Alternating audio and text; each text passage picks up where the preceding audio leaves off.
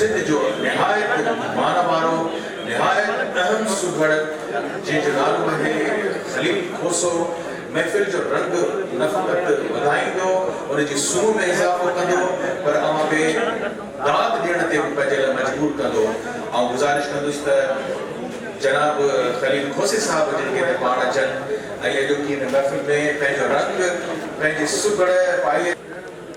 मियां शाह इनायत जी शाइरी आहे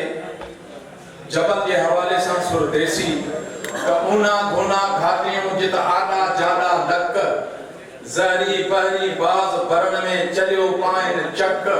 नयूं निकूं नूंदड़ा अड़लूं आमा अक मंझा उकंद इनात चए हली कारण हक जित झोला लगन झक उत फेरी जवाब फकीर ते। मियां साहब जो कहता है तो राकस रिकस गट गव गयर गोर खर लक लस आयाई जा इनात चए डुंगर ॾींदई डस सदी चांगन चस वञी पेर ठरंदई पप में निन लेट नड़ जित विरख वसी हर वेड़ उन्हा कुन इनात चए भूं भवारी भेड़ सा मुध मयन सा मेड़ जा वाक़ुफ़ न भड़कार जी। मुंहिंजा साईं असांजे दोस्त भा गंगूमल जो अॼु जनम ॾींहुं आहे ऐं उहो बेहतरीन सहाफ़ी आहे ऐं स्टेज ते वेठल मुंहिंजा सभई मानाइता ऐं मोहतरम साईं जेके वेठा आहिनि ऐं साम्हूं पिडाल में भले इश्क कर तूं भले इश्क कर तूं भले इश्क कर तूं भले इश्क कर तूं तुंहिंजो इश्क आला तुंहिंजो इश्क बाला तुंहिंजो इश्क आला तुंहिंजो इश्क बाला तुंहिंजो इश्क लंडन तुंहिंजो इश्क यूरोप तुंहिंजो इश्क दुबई तुंहिंजो इश्क पूरब तुंहिंजो इश्क किलबन जा रंगीन शीशा मगर इश्क मुंहिंजे जूं ख़बरूं छॾे ॾे मगर इश्क मुंहिंजे जूं ख़बरूं छॾे ॾे मगर इश्क मुंहिंजो सिंधु जा किनारा मगर इश्क मुंहिंजो बंगाल ऐं बुहारा मगर इश्क मुंहिंजो झंगारा बजारा मगर इश्क मुंहिंजो लकी जो जबल आहे मगर इश्क मुंहिंजो कोहिस्तान आहे मगर इश्क मुंहिंजो कोहिस्तान आहे मगर इश्क मुंहिंजो खजूं खैर पुरजूं मगर इश्क मुंहिंजो दराज़ा जी धरती मगर इश्क मुंहिंजो वताए जगुता मगर इश्क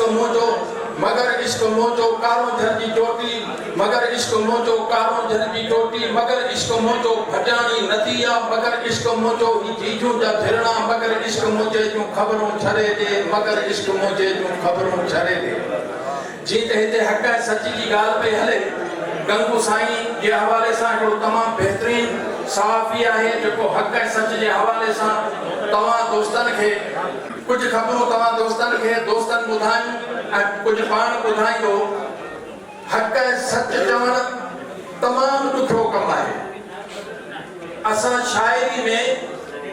महबूब जूं अदाऊं ज़रूरु पेश कयूं था महबूब जूं अखियूं कन नक चप पर ही असांजी महबूब धरती आहे। हिन धरती ते जेके कीस थियनि था उन जे लाइ हक़ ऐं सच चवण वारा के माण्हू हूंदा आहिनि छो त गंगू मल हिन जे लाइ हिकिड़ो पहाको सिंधी में मशहूरु आहे त गंगू जे गोड़ जी खावत खे ख़बर।